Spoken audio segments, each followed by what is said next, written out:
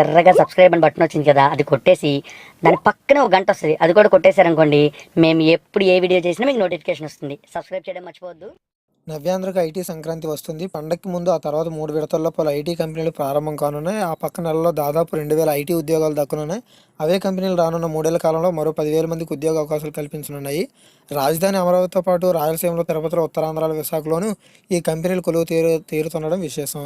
IT శాఖ మంత్రి నారా లోకేష్ 4 నెలలుగా ఆయా కంపెనీల ప్రతినిధులతో చర్చలు జరుపుతున్నారని తెలిసిందే. అయితే 4 రోజుల క్రితం అమెరికా వెళ్ళినప్పుడు మంచి కంపెనీలు ఏపీకి వచ్చేలా ఒప్పించారు. అందులో భాగంగా అమెరికాలోని జోహో కంపెనీ తిరుపతిలో ఏర్పాటవుతుంది. విద్యార్థుల ఆత్మహత్యలు నిరోధించాలి.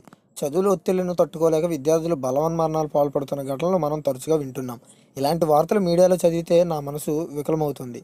ఈ ఆత్మహత్యలన్నింటికీ నివారించవచ్చు. ఇలాంటి ఘటనలను నివారించేందుకు విద్యా సంస్థలు, ప్రభుత్వాలు, సమాజం కృషి చేయాల్సిన అవసరం ఉందని వెంకయ్య నాయుడు గారు చెప్పారు.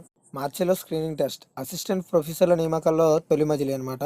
అయితే రాష్ట్రంలో 14 విశ్వవిద్యాలయాలు నోటిఫై చేసిన అసిస్టెంట్ ప్రొఫెసర్ పోస్టుల భర్తీ ప్రక్రియలో భాగంగా మార్చిలో స్క్రీనింగ్ టెస్ట్ నిర్వహించేందుకు రంగం సిద్ధమవుతుంది. అయితే 2 దశల్లో కలిపి మొత్తం 1110 అసిస్టెంట్ ప్రొఫెసర్ నియామకానికి ఏపీపీఎస్ పరీక్ష నిర్వహించబోతుంది.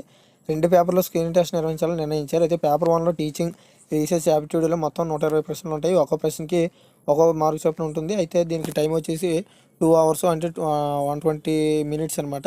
అయితే పేపర్ 2లో సంబంధిత సబ్జెక్టులో 180 ప్రశ్నలు ఉంటాయి. అయితే దీనికి ఒక్కో ప్రశ్నకు ఒక్కో మార్క్ ఉంటుంది. ఈ ఎగ్జామ్ టైం వచ్చేసి 3 అవర్స్, అంటే 180 మినిట్స్ అనమాట. 2 పేపర్లు కలిపి మొత్తం 300 మార్కులకి స్క్రీనింగ్ టెస్ట్ అనేది జరుగుతుంది. దరఖాస్తు చేసుకున్న అభ్యర్థులందరికీ పేపర్ 1 కామన్గానే ఉంటుంది. పేపర్ 2 మాత్రం 60 సబ్జెక్టుల్లో నిర్వహిస్తారు. రాష్ట్రంలో డిగ్రీ విద్య ప్రక్షాళనకు తెలంగాణ ఉన్నత విద్యా మండలి నడుం బిగించింది. అయితే ఇందులో భాగంగా భారీ సంఖ్యలో డిగ్రీ కాలేజీలు మూసివేయాలని నిర్ణయించింది. ఏకంగా 400 వరకు కాలేజీలు మూసివేయనున్నట్లు ఉన్నత విద్యా మండలి చైర్మన్ పాపిరెడ్డి చెప్పారు.